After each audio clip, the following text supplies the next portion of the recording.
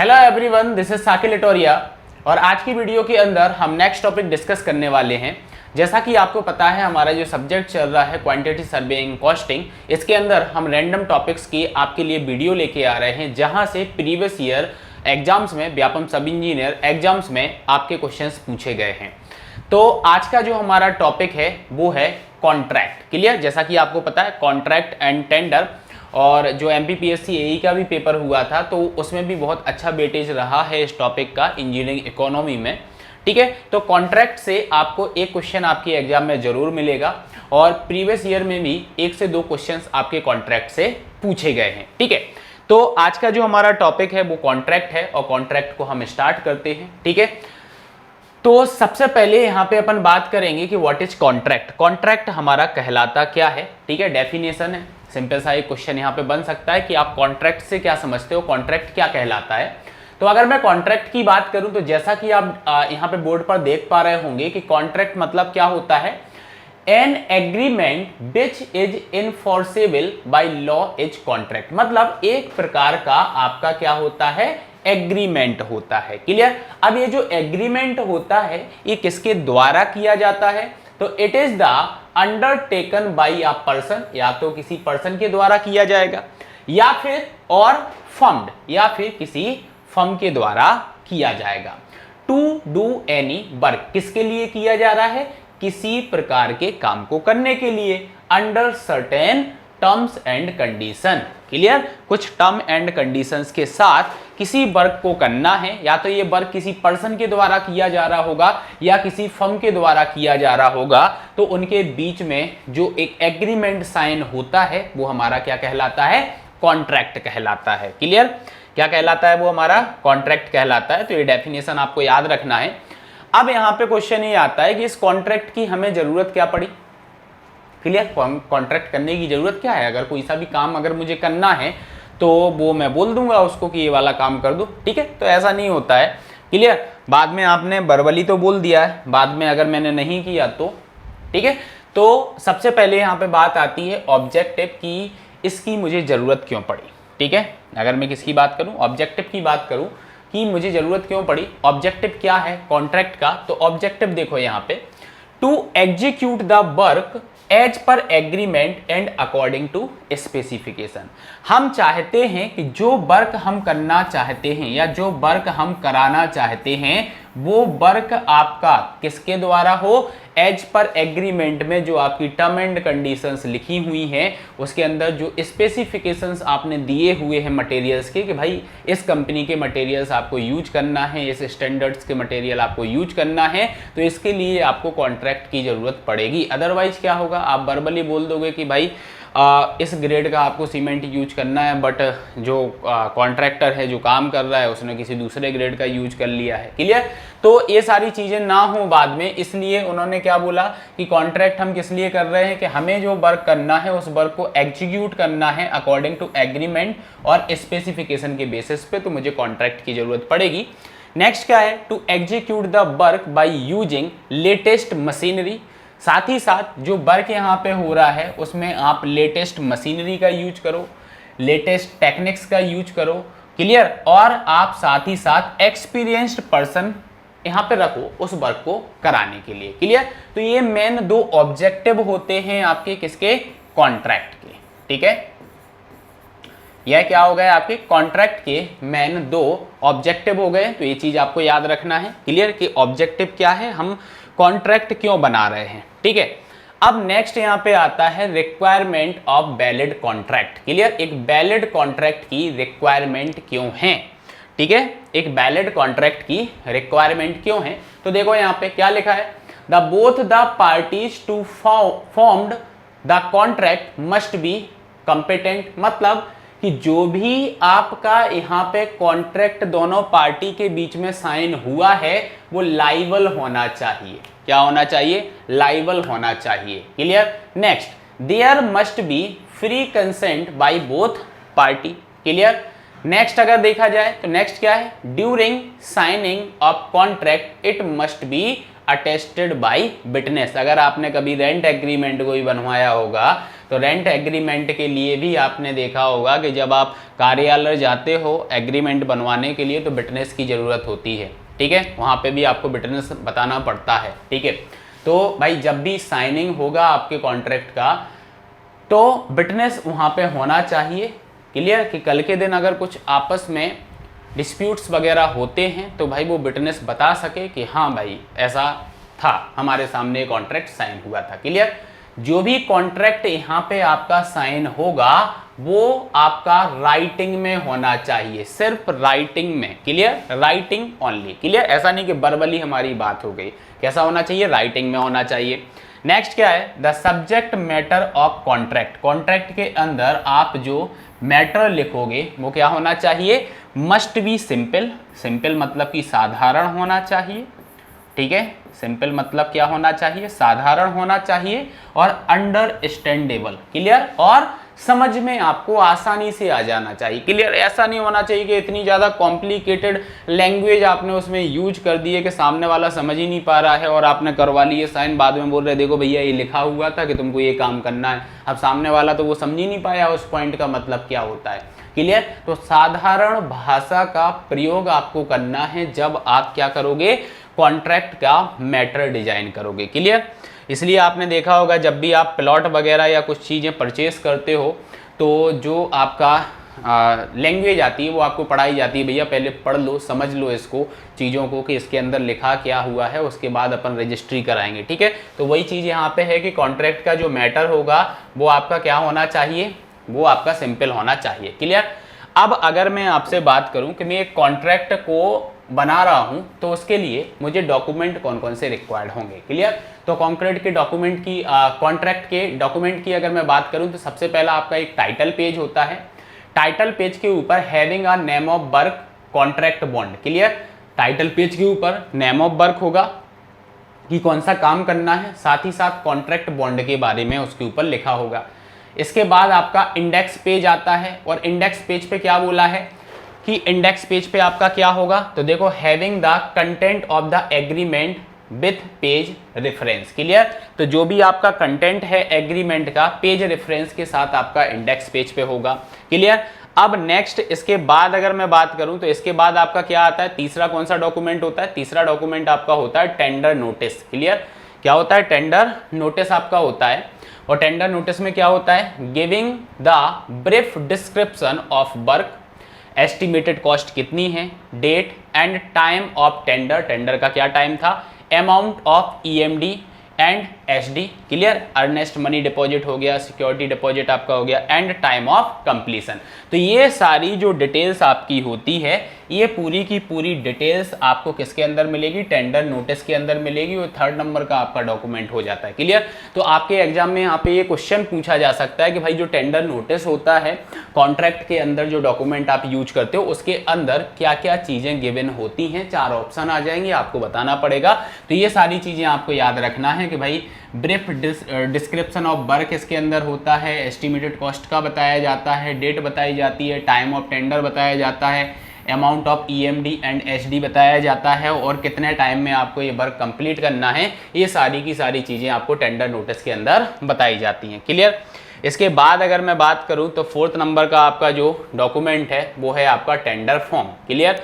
Next कौन सा document आपको लगेगा, टेंडर फॉर्म आपको लगेगा। तो टेंडर फॉर्म की अगर मैं आपसे बात करूंगा तो टेंडर फॉर्म में क्या होगा, giving the bill of quantity, contractor rates और टोटल कॉस्ट, क्लियर।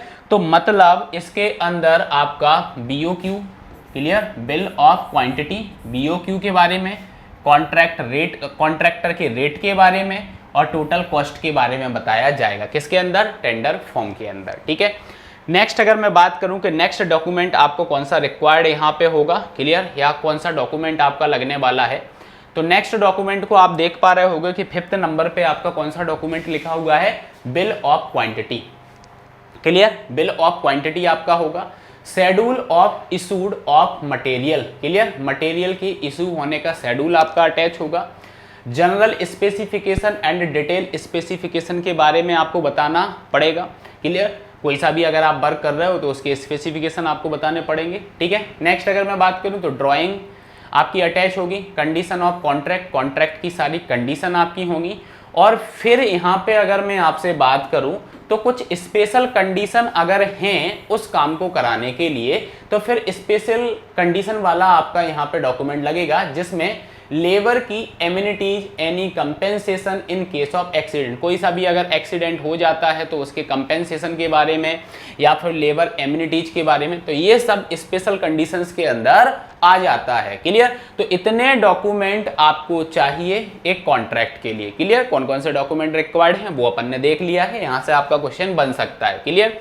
अब नेक्स्ट आता है यहाँ पे कॉन्ट्रैक्ट की कंडीशन, कि कॉन्ट्रैक्ट की कंडीशंस आपकी क्या होती हैं। क्लियर? तो कंडीशन की अगर मैं बात करूं तो कंडीशन आप देखो यहाँ पे क्या लिखा हुआ है, the rates for complete project including materials, transport, labour, tool and plant. जो टी एंड पी आप देख रहे हो ना, इसका मतलब क्या हो गया, टूल एंड प्लांट। क्लियर? तो यहाँ पे सारे रेट आपके यहाँ पे होंगे। The rate for, clear, condition सबसे पहली आपकी रेट होगी यहाँ पे कंप्लीट प्रोजेक्ट की, जिसके अंदर इंक्लूड हो गया मटेरियल्स, ट्रांसपोर्ट, लेबर और tool and plant. Clear? Next अगर मैं बात करूं तो नेक्स्ट आपका क्या हो जाएगा, देखो नेक्स्ट आपका क्या हो जाएगा, नेक्स्ट है contractor shall deposit 10% estimated cost as security deposit. भाई अब आपसे अगर कभी पूछा जाए, और ये क्वेश्चन आपके एग्जाम में बहुत बार आया हुआ भी है, कि आप सिक्योरिटी डिपॉजिट के लिए कितना अमाउंट देते हो। क्लियर? ये क्वेश्चन बन सकता है, फैक्चुएट क्वेश्चन है, डेटा आपको याद रखना पड़ेगा। तो अगर बात की जाए यहाँ पे तो एस्टिमेटेड कॉस्ट की बात की जा रही है। क्लियर? अगर मैं आपसे बोलूँ कि आपकी 10,000 रुपये एस्टिमेटेड कॉस्ट आई है, फॉर एग्जाम्पल लिया है, ठीक है, 10,000 रुपये आपकी एस्टिमेटेड कॉस्ट आई है, तो 10,000 का आपको क्या कर देना है, 10% आपको निकाल देना है, तो कितना आ जाएगा, 1,000। क्लियर? तो ये 1,000 रुपये आपका जो आया है, क्लियर, 10% कितना आ जाएगा, 1,000 आ जाएगा। तो 1,000 रुपये जो आया है वो एज अ सिक्योरिटी डिपॉजिट आपको करना पड़ेगा। क्या करना पड़ेगा, एज अ सिक्योरिटी डिपॉजिट करना पड़ेगा। किसको, कॉन्ट्रैक्टर को। क्लियर? तो ये चीज याद रखना है कि सिक्योरिटी डिपॉजिट के लिए कितना मनी आपको देना है, तो भाई 10% आपको देना है एस्टिमेटेड कॉस्ट का। ठीक है? नेक्स्ट अगर मैं बात करूं तो नेक्स्ट क्या है, the work to be completed in a given time. जो टाइम आपको दिया गया है उस टाइम के अंदर आपका पूरा का पूरा वर्क क्या होना चाहिए, कंप्लीट होना चाहिए। नेक्स्ट अगर मैं बोलूं तो for any delay in completion of project the contractor is liable for compensation and the part और होल सिक्योरिटी मनी में बी फॉरफिएटेड।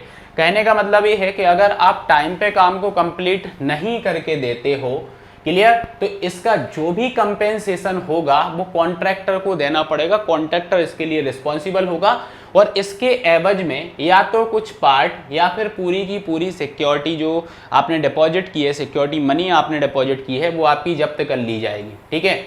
नेक्स्ट क्या है, the work shall be have to be done strictly is accordance with specification and drawing. जो drawing आपको मिली है contract के अंदर और जो आपको स्पेसिफिकेशन दिए गए हैं, तो स्ट्रिक्टली वो फॉलो होने चाहिए। क्लियर? तो ये चीज भी आपको याद रखना है। फिर क्या लिखा, for bad work the work have dismantled. मतलब अगर आपने कोई खराब काम किया है, खराब काम से कहने का मतलब ये है कि अगर मैं आपसे बोलूं कि आप एक कॉलम को कास्ट कर रहे हो, क्या कर रहे हो, एक कॉलम को आप कास्ट कर रहे हो, लेकिन जब आपने कॉलम की शटरिंग को ओपन किया तो यहाँ पे आपने एक चीज़ नोटिस की कि इतना पोर्शन जो इसका था एक साइड का, ये वाला शटरिंग जब खुला तो यहाँ पर आपका क्या हो गया, हनीकॉम्ब स्ट्रक्चर आ गया। क्या आ गया, हनीकॉम्ब स्ट्रक्चर आ गया। अब एक्चुअल में होता क्या है कि आप रिपेयर इसको कर देते हो। क्लियर? आप ज़्यादा अगर कम हनीकॉम्ब आया है तो आप इसको रिपेयर कर देते हो, लेकिन अगर पूरे के पूरे कॉलम के अंदर आपका हनीकॉम्ब स्ट्रक्चर आ जाएगा तो यही उसने बोला है कि अगर आप बैड वर्क, क्लियर, अगर खराब काम होता है तो आप उस स्ट्रक्चर को डिसमेंटल्ड करो, आप उसको तोड़ो और फिर से आप उसको क्या करो, फिर से आप उसको कास्ट करो। ठीक है? नेक्स्ट अगर मैं बात करूं तो नेक्स्ट क्या बोला इन्होंने कि the work should be open for inspection. ऐसा नहीं है कि आप बस पैक करके रखे हुए हो, क्लियर, आने ही नहीं दे रहे हो किसी को साइड पे। क्लियर? ऐसा नहीं है, ओपन रहना चाहिए हमेशा इंस्पेक्शन के लिए। कोई भी एनी टाइम कभी भी आपका इंस्पेक्ट कर सकता है वर्क जो भी आप कर रहे हो। ठीक है? नेक्स्ट क्या है, the compensation to the work man shall be paid by the contractor from any accident और डैमेज। अगर कोई सा भी एक्सीडेंट होता है, डैमेज होता है, तो इसका रिस्पॉन्सिबिलिटी किसकी रहेगी, भाई कॉन्ट्रैक्टर की रहेगी, कॉन्ट्रैक्टर को पे करना रहेगा। क्लियर? Work on Sunday. अब क्या होता है कि बहुत सारे स्टूडेंट होंगे जो एग्जाम दे रहे होंगे और इन्होंने प्राइवेट में भी काम किया होगा। क्लियर। बहुत सारे लोग होंगे जो प्राइवेट जॉब में काम करके आए हुए हैं, उन्होंने देखा होगा कि संडे को आपका काम होता है और आप बोलते हो कि यार पूरे हफ्ते काम चल रहा है, 7 दिनों काम चल रहा है, छुट्टी तो मिलती ही नहीं है। अब छुट्टी मिलती है किस दिन? जिस दिन भाई लेबर की छुट्टी होती है या फिर लोकल मार्केट लगता है, तो लेबर सबकी सब कहाँ चली जाती है? सामान खरीदने के लिए। पूरे हफ्ते का राशन भरते हैं वो, तो सामान लेने के लिए चले जाते हैं हाफ डे से, तो उस दिन आपको हाफ डे मिल जाता है, पूरे दिन की छुट्टी तो आपको मिलती नहीं है। क्लियर? ऑफिशियली, ठीक है। अब आपको लेना है तो आप जरूर ले लो, ठीक है। तो ऐसा आपके कॉन्ट्रैक्ट में मेंशन होता है कि आपको संडे को भी काम करना पड़ेगा। क्लियर? तो ये कॉन्ट्रैक्ट के अंदर आपका मेंशन होता है, इसलिए आपको संडे को छुट्टी नहीं दी जाती है। सारी कंपनियां संडे को भी काम कराती हैं। क्लियर? अगर क्या बोला है? Penalty for poor quality and unsatisfactory work progress. अगर पुअर क्वालिटी का आप काम कर रहे हो, आपकी वर्क प्रोग्रेस जो है वो पुअर क्वालिटी की है, तो आपको उसके एवज में पेनल्टी भी लगा दी जाएगी या लग सकती है, ठीक है। तो ये चीज भी आपको यहाँ पे याद रखना है, ठीक है। तो ये हमारा यहाँ पे हो गया है। ये अपन ने क्या पढ़ी है? अभी अपन ने पढ़ा है कि कॉन्ट्रैक्ट की कंडीशंस क्या क्या होती हैं। क्लियर? अपन ने देखा था एक कंडीशन वाला जो कॉन्ट्रैक्ट की कंडीशन, तो ये कंडीशंस तो इतनी लिखनी ही है। इसके बाद अगर कोई स्पेशल कंडीशन आपकी होती है तो वो आपको अलग से बताना है, ठीक है। अब नेक्स्ट यहाँ पे आता है, और यहाँ से अगर मैं बोलूँ टाइप ऑफ कॉन्ट्रैक्ट में, तो यहाँ से जो आपका अभी MPPSC असिस्टेंट इंजीनियर का पेपर हुआ है, तो यहाँ से आपका अच्छा क्वेश्चन पूछा गया है। मतलब दोनों ही बार 2020 में 21 में आपका अभी हुआ था और ये अभी जो 22 में हुआ, तो यहाँ से क्वेश्चन आपका पूछा गया है। एक क्वेश्चन आपका आया है दोनों ही बार में, ठीक है। तो टाइप्स ऑफ कॉन्ट्रैक्ट की अगर मैं बात करूं कि कॉन्ट्रैक्ट जो होते हैं आपके कितने टाइप के होते हैं, क्लियर। तो इसकी अपन बात कर लेते हैं कितने टाइप के होते हैं। सबसे पहला अगर मैं बात करूं तो पहला होता है आपका आइटम रेट कॉन्ट्रैक्ट, या फिर इसी को आप यूनिट रेट कॉन्ट्रैक्ट बोलते हो, या फिर आप इसी को शेड्यूल्ड कॉन्ट्रैक्ट बोलते हो। क्लियर? तो टाइप ऑफ कॉन्ट्रैक्ट की बात में सबसे पहला आपका क्या हो गया? Item rate contract, unit rate contract और शेड्यूल कॉन्ट्रैक्ट। क्लियर? अब अगर आगे मैं आपसे बात करूं कि भाई क्या होता है, ठीक है, तो समझते हैं इसको क्या होता है। देखो, सबसे पहले अगर मैं आपसे पहले पॉइंट की बात करूं तो क्या लिखा हुआ है? In this type the contractor is required to quote the rates for individual item of work. Clear? मतलब भाई ये इस टाइप का कॉन्ट्रैक्ट है, इसके अंदर कॉन्ट्रैक्टर इंडिविजुअल वर्क के लिए अपने रेट की बात करता है। क्लियर? जैसे कि जब कॉन्ट्रैक्टर की बात आएगी यहाँ पे एक्सकेवेशन चल रहा होगा, तो एक्सकेवेशन का अलग रेट आएगा आपका, फाउंडेशन का आपका अलग रेट आएगा। क्लियर? फाउंडेशन का आपका क्या आ जाएगा? अलग रेट आ जाएगा। ब्रिक वर्क का आपका अलग रेट आ जाएगा। क्लियर? कंक्रीट वर्क अगर आप कर रहे हो तो कंक्रीट वर्क का अलग रेट आ जाएगा। प्लास्टरिंग आप कर रहे हो तो प्लास्टरिंग का आपका अलग रेट आ जाएगा। क्लियर? तो आइटम ऑफ वर्क के अकॉर्डिंग इसमें रेट की बात की जाती है। This type of contract followed by central public work. Clear? याद रखना, CPWD की बात की जा रही है, सेंट्रल पब्लिक वर्क डिपार्टमेंट की बात की जा रही है। तो CPWD जो आपका होता है उसका जो कॉन्ट्रैक्ट साइन होता है वो फॉलो करता है आइटम रेट कॉन्ट्रैक्ट को, या फिर यूनिट रेट कॉन्ट्रैक्ट को, या फिर शेड्यूल्ड कॉन्ट्रैक्ट को, ठीक है। एंड साथ ही साथ CPWD के साथ साथ रेलवे डिपार्टमेंट जो आपका होता है वो भी आपका इस कॉन्ट्रैक्ट को फॉलो करता है, ठीक है। तो ये चीज आपको याद रखना, कौन से 2 डिपार्टमेंट हैं जो इसको फॉलो करते हैं। नेक्स्ट अगर मैं बात करूं तो total cost is arrived by submission या summing up of each item rate. के लिए हर आइटम रेट का अलग अलग आपने पैसा दिया है ना, तो बाद में क्या करो, सभी का एडिशन कर दो तो टोटल कॉस्ट आपकी आ जाएगी। क्लियर? तो ये आपका आइटम रेट कॉन्ट्रैक्ट कहलाता है। इसके एडवांटेज क्या होते हैं? इसके एडवांटेज देखो, as the contractor gets payment against the actual quantities of item done by him, the method economical because no excess payment can be made। भाई जितना काम किया है, जितना क्वांटिटी का काम हुआ है उतना पैसा लो, आप एक्सेस पैसा यहाँ पे नहीं जाएगा आपका। क्लियर? इसका एक प्रॉफिट आपको हो जाता है। नेक्स्ट अगर बोलो तो as rate are item wise contractor is not worried about the uncertainty in the plan and specification. Clear?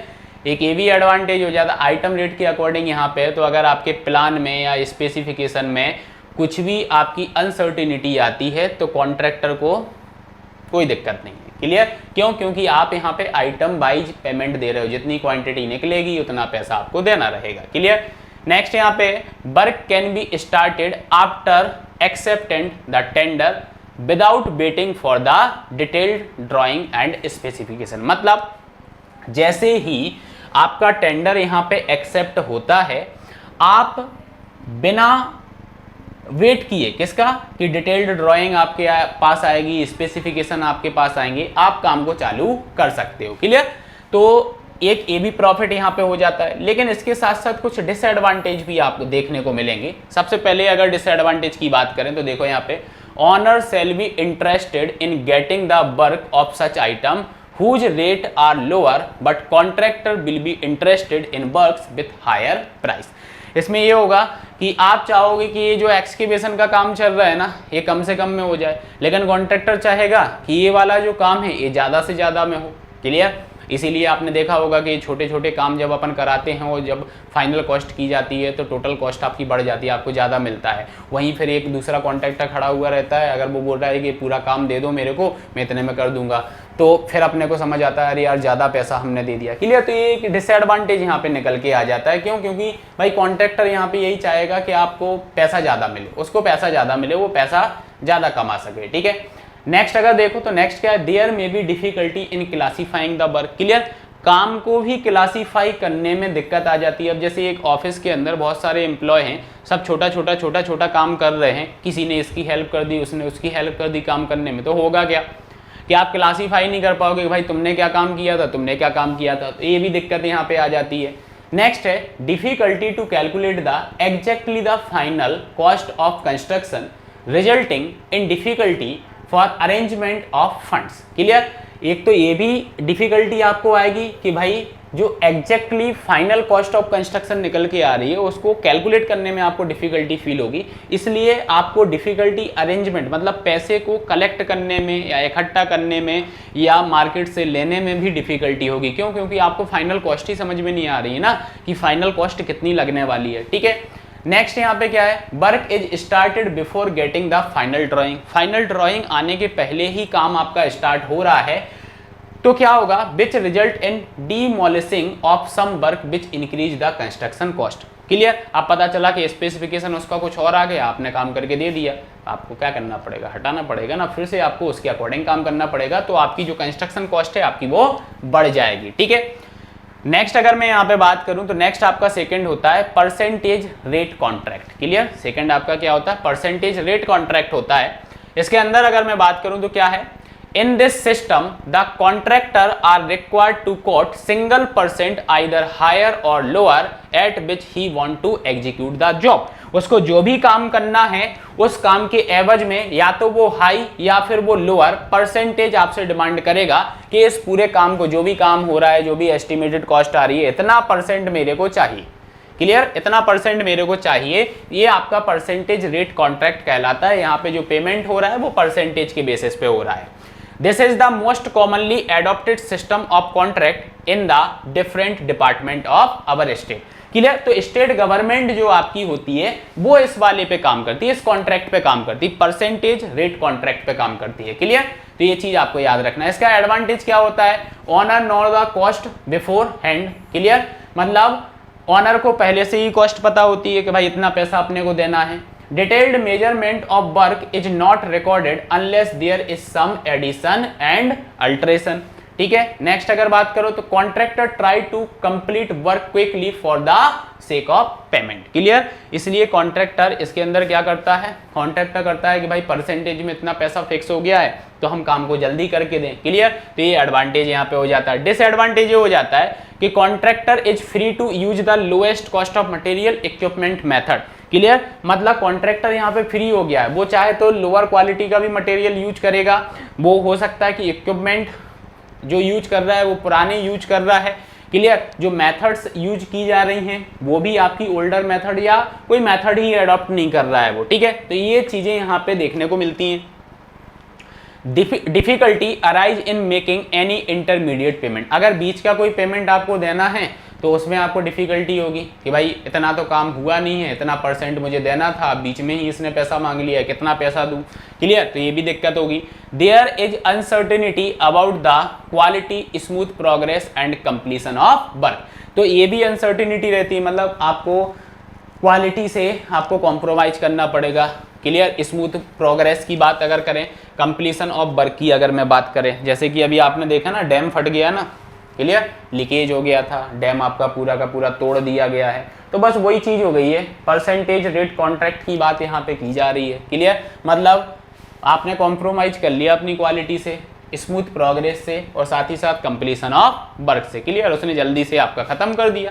Clear, क्योंकि ये तो आपने एडवांटेज में ही देखा था कि जल्दी खत्म करेगा, और जल्दी खत्म करेगा तो अब देख लो क्या होगा, डैम आपका पूरा का पूरा तोड़ना पड़ा। ठीक है, नेक्स्ट आपका होता है यहाँ पे कॉस्ट प्लस परसेंटेज रेट। अब इसका मतलब क्या होता है, देखो, in this type of contract actual cost plus an agreed percentage in addition is added to allow profit. जैसे वही बात होगी, प्राइवेट कंपनी में काम कर रहे हो, सैलरी तो मिल ही रही है, साथ ही साथ आपको बोल दिया इतना और करोगे तो इंसेंटिव आपको मिलेगा।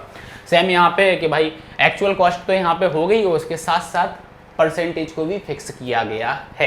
क्लियर, जिस परसेंटेज पे भी वो आपस में एग्री हुए होंगे। ठीक है, नेक्स्ट क्या है, this type of contract adopted when condition like rate of labour and material are liable to fluctuate. Clear, ये आपका कब एडॉप्ट किया जाता है, जब मटेरियल, लेबर की जो कॉस्टिंग है, प्राइस है, वो आपके फ्लक्चुएट करते हैं, उस टाइम पे इसको एडॉप्ट किया जाता है।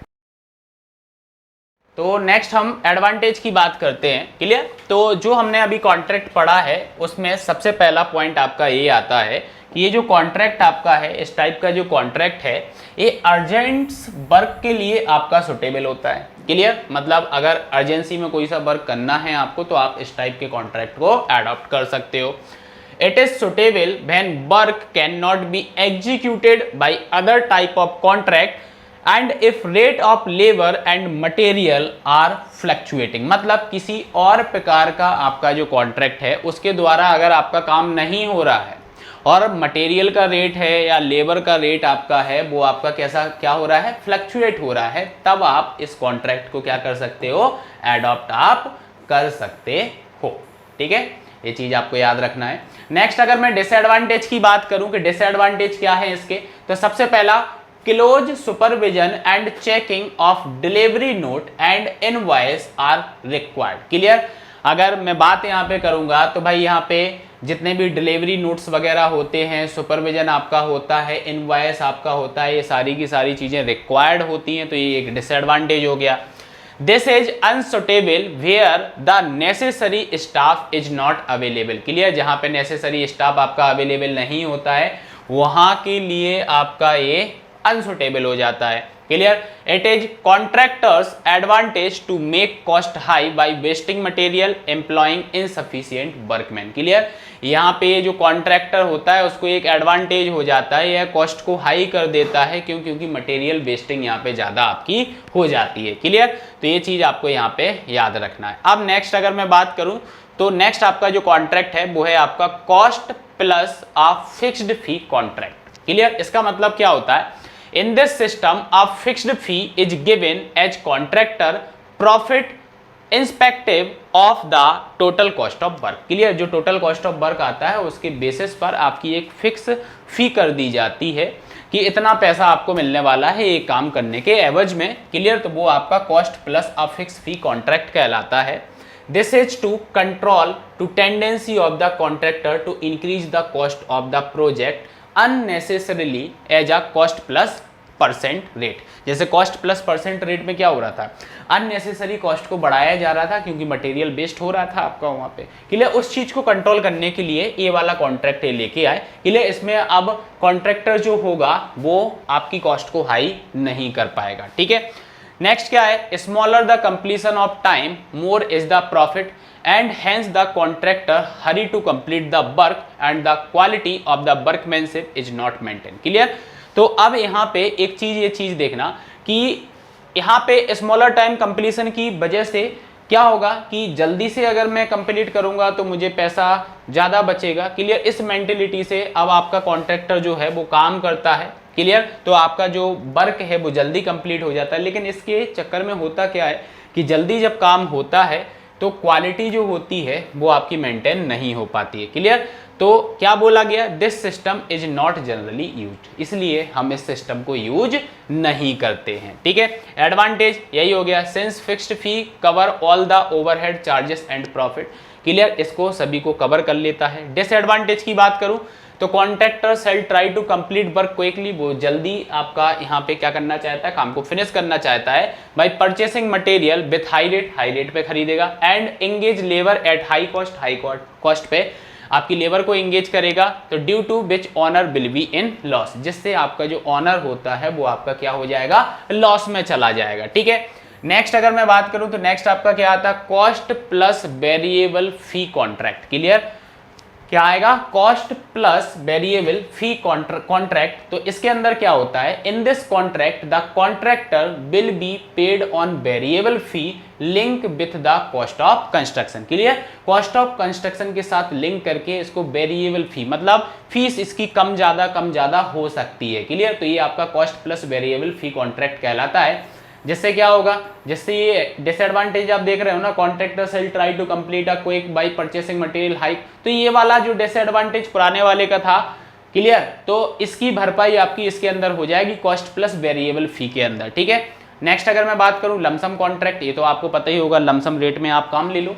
क्लियर, तो क्या है, in this contract the contractor undertakes the execution of specific work to complete in all aspect, हर एक एस्पेक्ट में आपको काम कंप्लीट करके देना है, that work with specific time for a fixed amount. Clear, एक लमसम अमाउंट हमने ले लिया, एक फिक्स्ड टाइम हमने ले लिया। क्लियर, लमसम मतलब हमने बोल दिया कि भाई 5 लाख रुपए लगेंगे, ये काम मैं करके दूंगा, 8 महीने में ये काम हो जाएगा। क्लियर, तो ये आपका लमसम कॉन्ट्रैक्ट कहलाता है। और लेकिन ये लमसम कॉन्ट्रैक्ट जो होता है छोटे वर्क के लिए होता है, ऐसा नहीं है कि 200-300 करोड़ का प्रोजेक्ट है और तुमने बोला लमसम में, ऐसा नहीं होगा, छोटे मोटे कामों के लिए आपका ये होता है। The cost of project is known before the completion of work. Completion of work के पहले ही आपको प्रोजेक्ट की कॉस्ट पता है।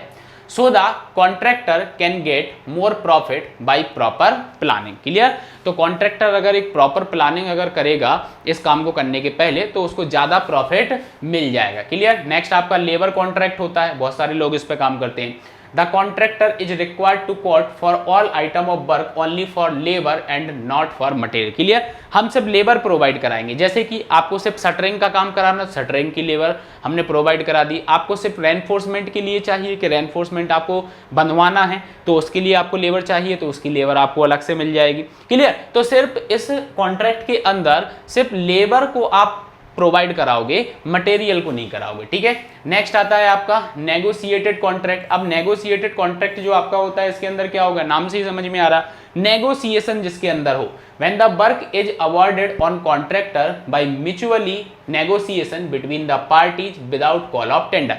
बिना किसी टेंडर को इनवाइट किए दो कॉन्ट्रैक्टर और ओनर के बीच में म्यूचुअली नेगोशिएशन के बेसिस पर आपका किसी काम को डन करने का या काम को फिनिश करने का जो एग्रीमेंट साइन होता है वो नेगोशिएटेड कॉन्ट्रैक्ट आपका कहलाता है। क्लियर, क्या बोला next, in such a contract there is no open competition, इसमें किसी भी प्रकार का ओपन कॉम्पिटिशन नहीं होता है।